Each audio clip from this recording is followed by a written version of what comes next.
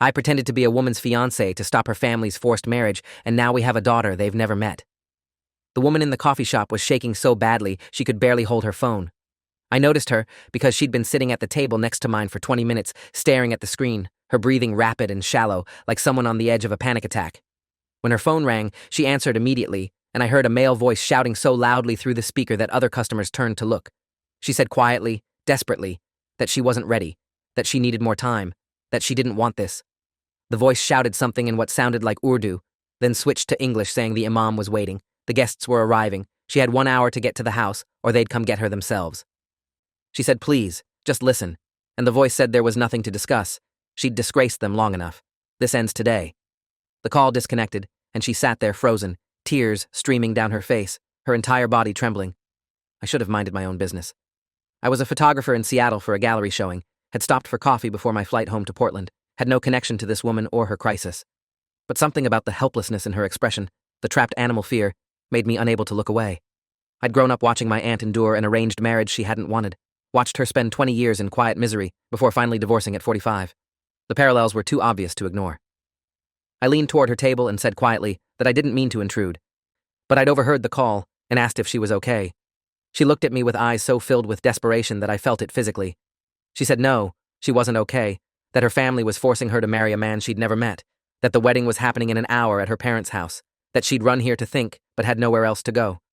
I asked if she wanted to marry this man, and she shook her head violently, said she'd told her family 100 times she didn't want an arranged marriage, that she wanted to choose her own life, but they wouldn't listen. They'd said she was 26, past the age where her opinion mattered, that they'd found a suitable match from a good family back in Pakistan, and she'd marry him today whether she liked it or not. She said the man was 43, had been married before, had 3 children older than her youngest brother. She said her father had told her that if she refused, she'd be disowned, cut off from the family completely, that she'd lose her younger siblings who she'd raised while her mother was sick. She said she couldn't lose them, but couldn't marry this stranger either. I asked what her name was, and she said Zara. I said my name was Daniel, and I asked what would happen if she simply didn't show up.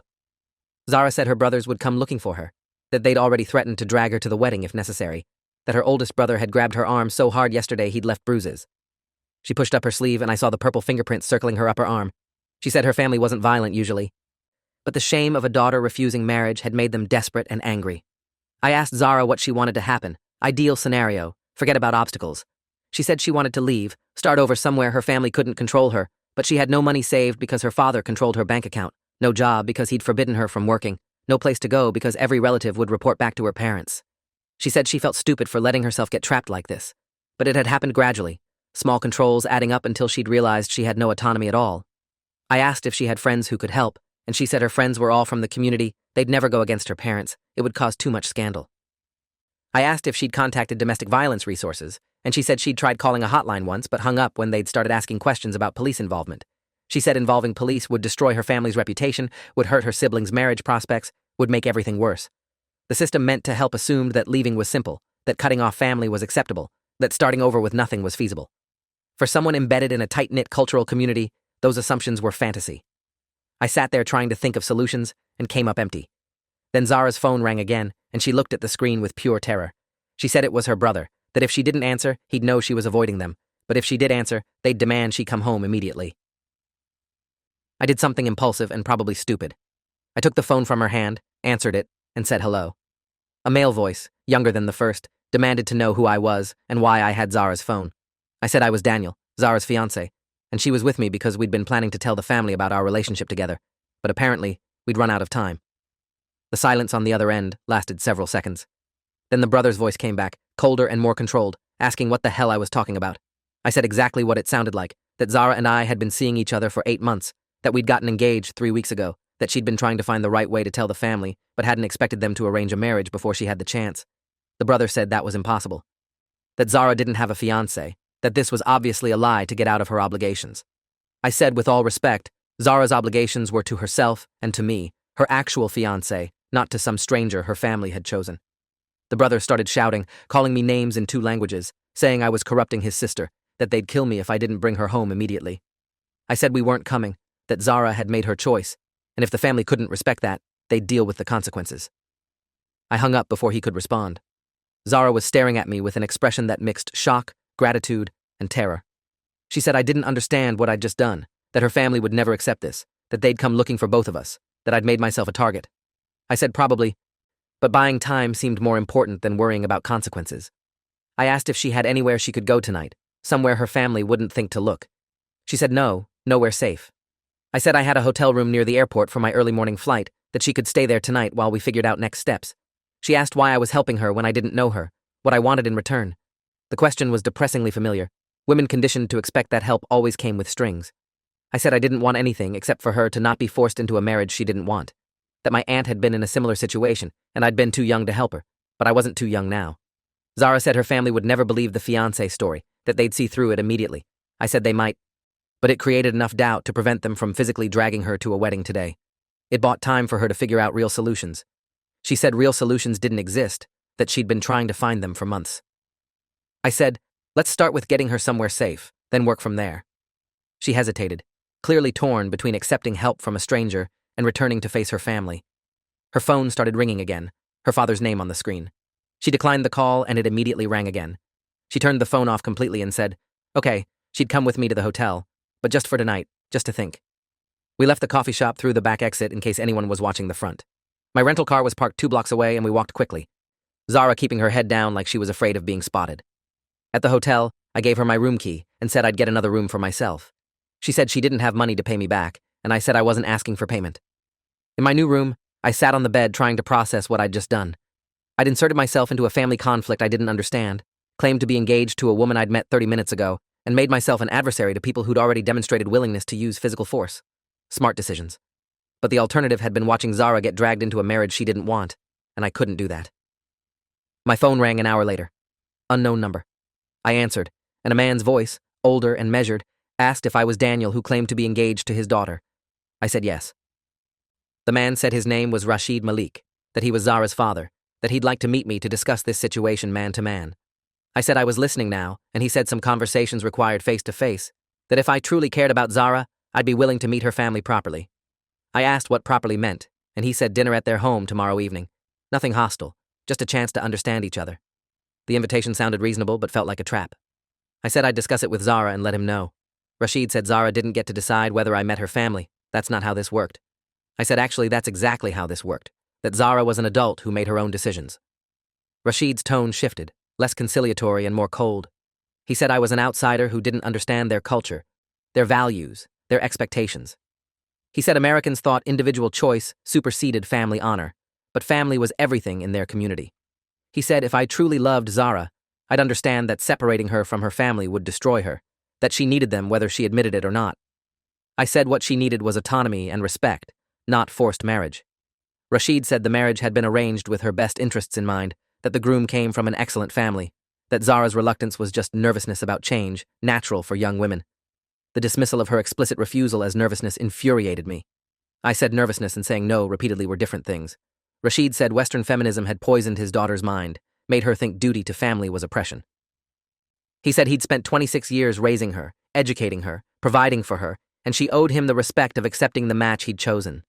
I said children didn't owe parents obedience in exchange for being raised, that parenting wasn't a transaction. Rashid said I'd been in his daughter's life for what, months, and thought I understood her better than her own father? I said I understood that she'd called me crying, terrified of being forced into marriage, and that seemed like information worth paying attention to. Rashid said young women were emotional, that Zara had always been dramatic, that she'd thank them later once she saw the stability marriage provided. The patronizing dismissal of Zara's genuine fear as dramatic emotion made my blood pressure spike. I said dinner at his house was off the table, but I'd be willing to meet at a neutral location with Zara present if she agreed. Rashid said neutral locations were for strangers, family met at home. I said we were strangers. Rashid hung up without responding. I walked to Zara's room and knocked. She opened the door looking like she'd been crying, eyes red and swollen. I told her about the call and she said meeting her family was a terrible idea, that they'd try to separate us, manipulate the situation, make promises they wouldn't keep. I said we didn't have to meet them if she didn't want to. She said not meeting them would just make everything worse, that her father would escalate, that he'd never accept being defied. She said the forced marriage today had been bad, but him feeling publicly humiliated by a daughter who'd chosen a non-Muslim outsider was worse. I asked if she wanted to try to reconcile with her family, and she said no, but she didn't want war either. I asked what middle ground looked like, and she said there wasn't one. Her father saw the world in binaries, obedient or disowned, honorable or shameful. There was no compromise position between accepting his authority and rejecting it. That night, I changed my flight to give us more time to figure things out. The next morning, Zara and I sat in a diner far from her neighborhood trying to make a plan. She said she needed to access money somehow, that her father controlled her bank account, but she had some jewelry her grandmother had given her that might be worth selling. I said selling family heirlooms felt permanent, and she said everything about this situation was permanent. She'd crossed a line yesterday that couldn't be uncrossed. I asked what she'd studied in school, and she said she had a degree in social work, but her father had refused to let her pursue the licensing requirements because he said working outside the home wasn't appropriate for unmarried women. The irony of someone with a social work degree being trapped in the exact situation she'd likely help others escape wasn't lost on either of us. I asked if she'd be willing to move to Portland where I lived, at least temporarily, to put distance between her and her family. She said moving to a different city with a man she barely knew sounded insane, but staying in Seattle where her family could find her seemed worse. I said she didn't have to decide immediately, but she also couldn't stay in hotels indefinitely. My phone rang. Unknown number again. I answered, and a different male voice, younger than Rashid, said if I didn't bring Zara home by tonight, they'd file a missing persons report claiming I'd kidnapped her. I put the call on speaker so Zara could hear. I said Zara was an adult who'd left voluntarily, that filing a false police report was a crime. The voice, who I assumed was one of the brothers, said they'd tell police I'd been stalking their sister, that I'd coerced her into leaving, that they had proof she'd never mentioned a fiancé before yesterday. I said that proof just demonstrated she'd been afraid to tell them, which wasn't evidence of coercion. The brother said American police wouldn't understand their culture, would side with the woman, but the community would know the truth. He said Zara's reputation was being destroyed by her behavior, that families were already gossiping, that her younger sister's engagement had been called off because the groom's family didn't want association with such scandal. He said Zara's selfishness was hurting everyone. Zara grabbed the phone and said she was sorry about her sister, but that wasn't her fault, that the family shouldn't have arranged her marriage without consent.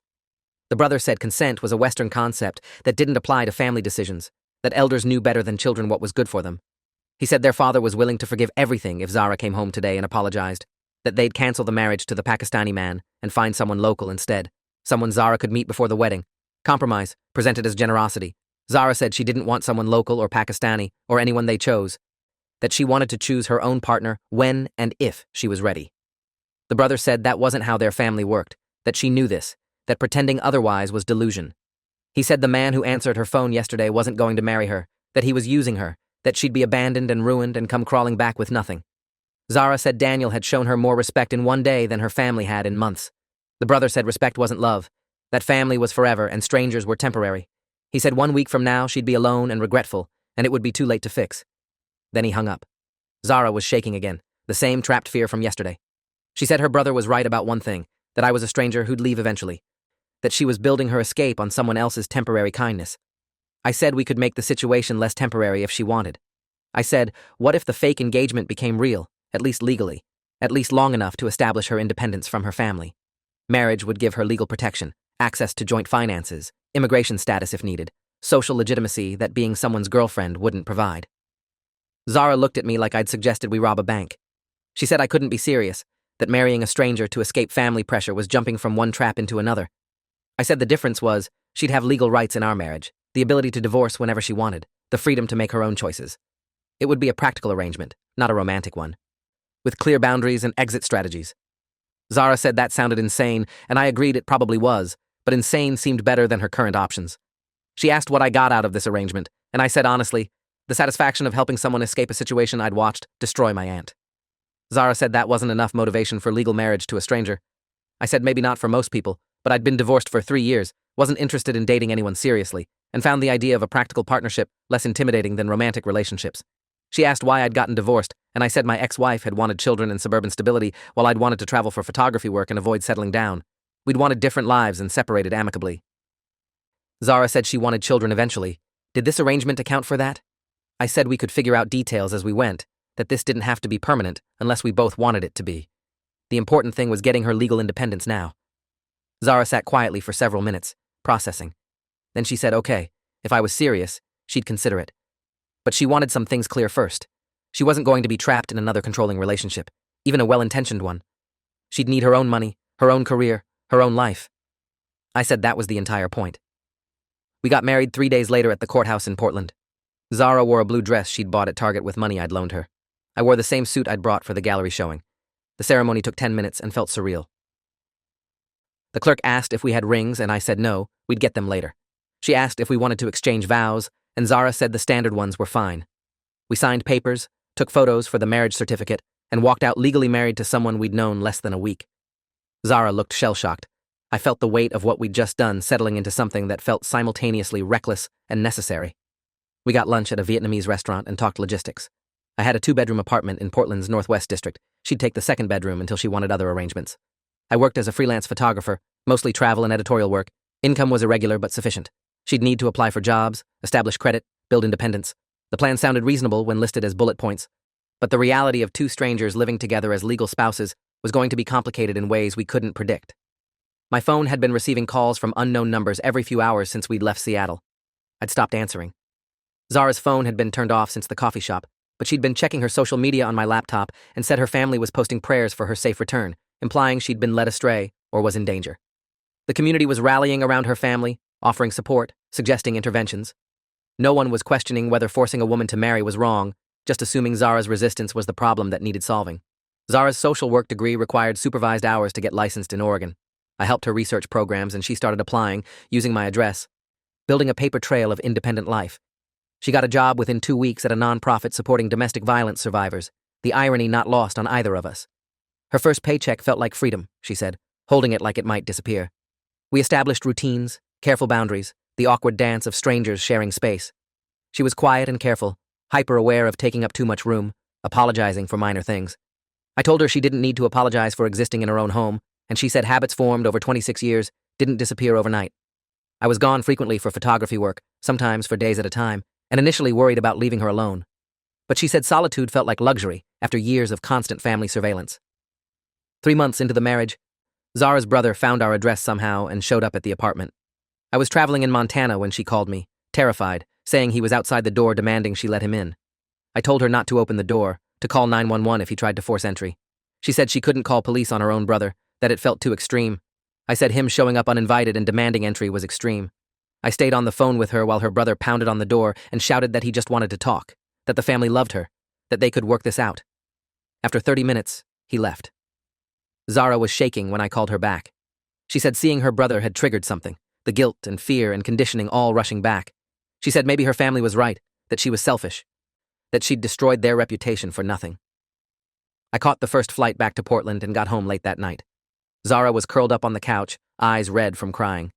I sat next to her and said her family had been wrong to try to force her into marriage, that choosing her own life wasn't selfish, that their reputation wasn't her responsibility to maintain at the cost of her autonomy.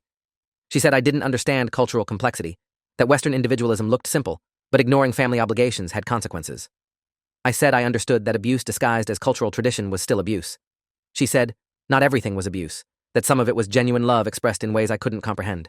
I said genuine love didn't require her to sacrifice her entire future to someone else's choice. We argued in circles for an hour before she finally said she was exhausted and went to her room. The next morning, she apologized for the argument, and I said we didn't need to agree on everything, that she was allowed to have complicated feelings about her family. She said the feelings weren't just complicated, they were impossible. She missed her siblings desperately, especially her younger sister and 2 brothers, who she'd practically raised. She said cutting them off to escape her parents meant losing the people she loved most. I asked if she'd tried contacting them, and she said her father monitored all their communication, that reaching out would just get them in trouble. 2 months later, Zara found out she was pregnant. We'd been married 5 months, had never discussed the possibility seriously, had assumed the marriage was temporary enough that children weren't a consideration. She took 3 pregnancy tests in our bathroom while I waited outside, all positive. She emerged looking stunned and said, this wasn't supposed to happen. We'd been careful. This complicated everything.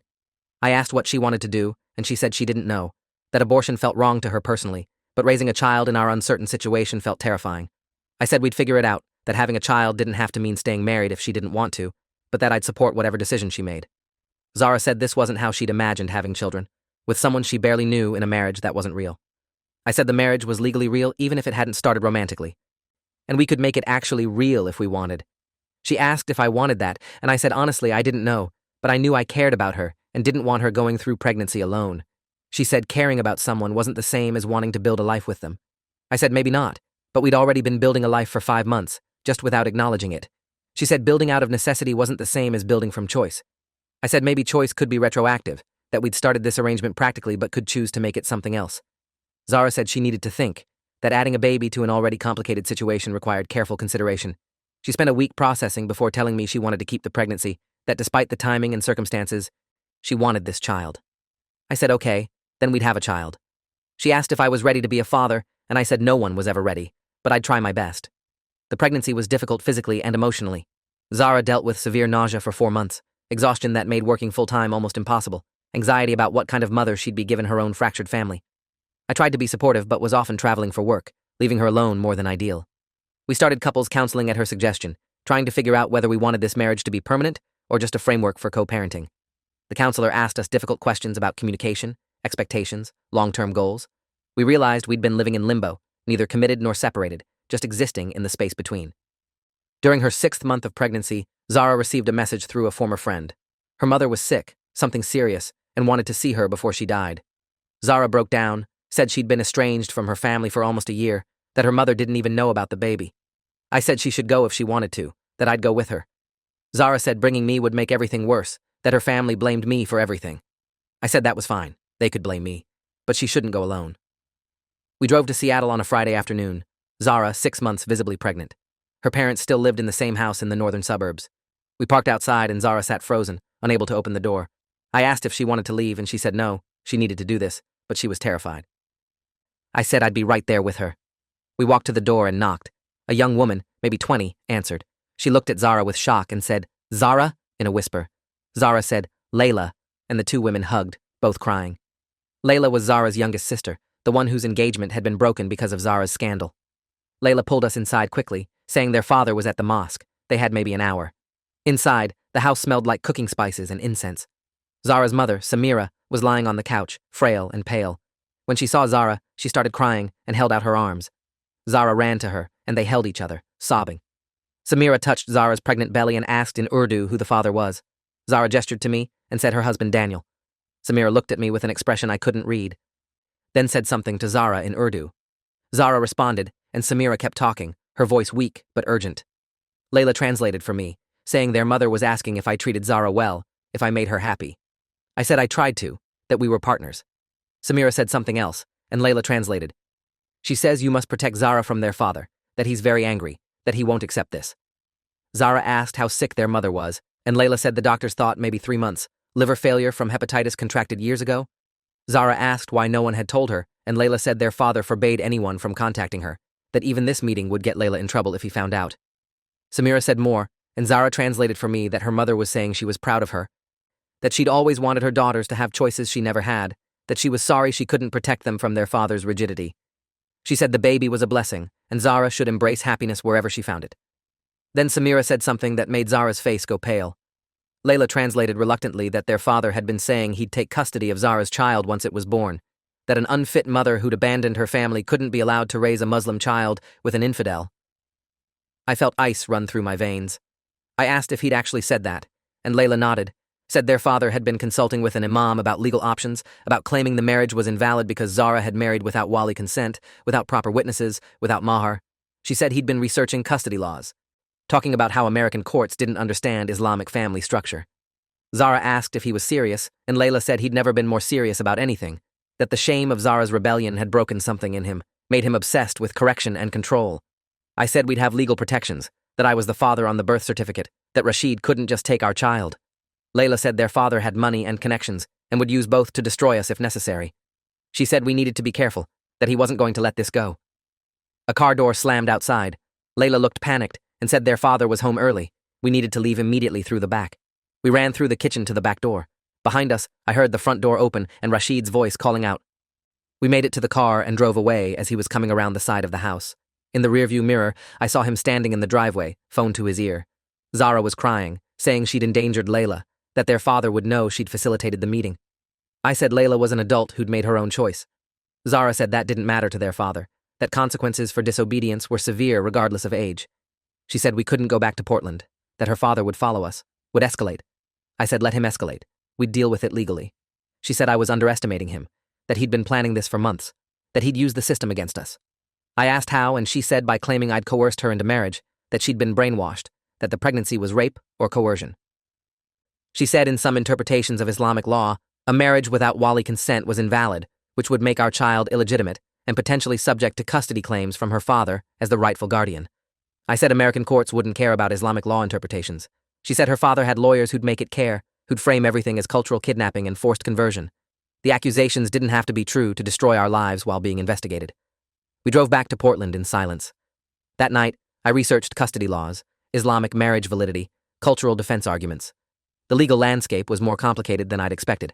While American courts generally prioritized biological parents, there were precedents for extended family custody when parents were deemed unfit. Rashid's strategy would likely be painting Zara as mentally unstable, me as a predator, and himself as a protective grandfather acting in the child's best interest. I contacted a family lawyer named Victoria Reeves, who specialized in complex custody cases. She reviewed our situation and said, frankly, we needed to be prepared for a fight. Rashid had resources and motivation, and while his claims were unlikely to succeed ultimately, the process would be expensive and invasive. She said our best defense was documenting everything, establishing Zara's competence and stability, demonstrating that our marriage was legitimate and our child's welfare was prioritized. She said we should expect CPS investigations, court appearances, character attacks. She asked if we were prepared for that, and I said we didn't have a choice. Our daughter was born on a Wednesday morning in January, 8 pounds and healthy. We named her Sophia, a name that worked across cultures. Zara held her in the hospital and cried, saying she'd never imagined having a child she couldn't share with her family. I said maybe someday things would change. She said not, while her father was alive. We took Sophia home to the apartment that had become our real home somewhere along the way. The marriage that started as practical arrangement had shifted into something neither of us wanted to examine too closely. We were partners, co-parents, friends who happened to be legally married. We'd never discussed whether it had become romantic, both too afraid of disturbing the fragile stability we'd built. When Sophia was 6 weeks old, we received formal legal notice that Rashid Malik was petitioning for grandparents' rights and custody, claiming that Zara was an unfit mother who'd been coerced into an invalid marriage by a predatory non-Muslim man. The petition included affidavits from community members attesting to Zara's mental instability, claims that she'd threatened suicide before leaving Seattle, allegations that I'd isolated her from support systems. Victoria said the claims were serious even if false, that we'd need to fight aggressively. The first hearing was scheduled for 6 weeks away. We spent those weeks preparing, gathering documentation, medical records proving Zara's competence, employment records showing stability, character witnesses. Victoria said Rashid's strategy was throwing everything at the wall to see what stuck, hoping to overwhelm us with accusations. At the hearing, Rashid appeared with 2 expensive lawyers and a consultant on Islamic family law. He testified that Zara had always been troubled, that she'd run away from a beneficial marriage arrangement, that she'd been seduced by a white man who'd exploited her vulnerability.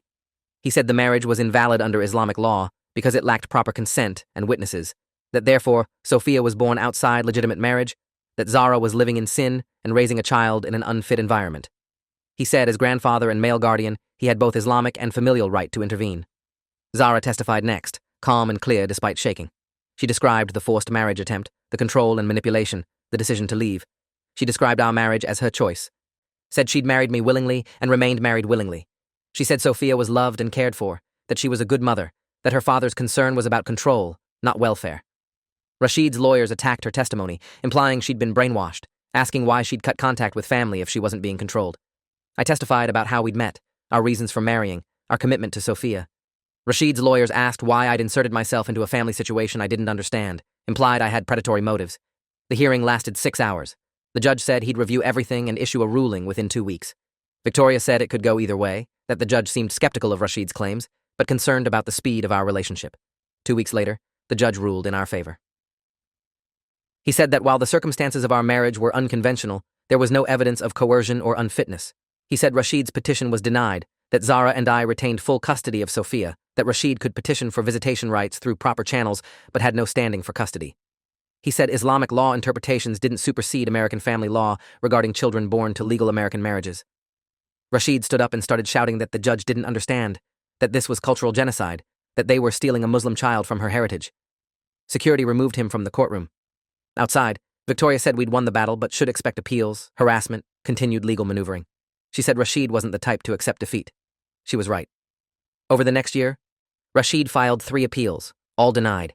He filed complaints with CPS claiming neglect, all investigated and dismissed. He showed up at Zara's workplace demanding to see his grandchild, was banned from the premises. He sent letters to our apartment threatening legal action, divine retribution, community shame. Each escalation failed, but took emotional toll. Zara struggled with guilt and grief, missing her mother who died 8 months after Sophia's birth, never having held her granddaughter. Zara hadn't been allowed at the funeral. I watched her carry that loss and felt helpless to ease it. Sophia grew, oblivious to the conflict surrounding her existence. She had Zara's eyes and my stubborn chin. She was happy and healthy and loved. When she was 18 months old, Layla contacted Zara secretly. She said she'd moved out of their father's house, was living with friends, wanted to rebuild relationship with her sister. The sisters met cautiously at first, then regularly. Layla met Sophia and cried, saying she looked like their mother. She said their father had become increasingly isolated, that his obsession with Zara and Sophia had alienated even community members who'd initially supported him. She said 2 of their brothers had privately disagreed with his legal actions, but were too afraid to say so openly. She said the family was fracturing, that his need for control was destroying the very unity he claimed to protect. Zara asked if their father would ever accept the situation, and Layla said honestly, probably not, that some grudges ran too deep for reconciliation. But she said the rest of the family was slowly coming around, recognizing that Zara deserved happiness and Sophia deserved peace. 2 years after Sophia's birth, Zara and I finally discussed what our marriage actually was. We'd been living as partners for over 3 years, raising a daughter together, building a life together. We'd never dated, never had a wedding beyond the courthouse ceremony, never explicitly chosen each other romantically. But we'd chosen each other practically every day through actions and commitment. I asked if she wanted to stay married, and she asked if I did. I said yes, that I'd fallen in love with her somewhere between the crisis and the custody battle and the quiet moments of raising our daughter.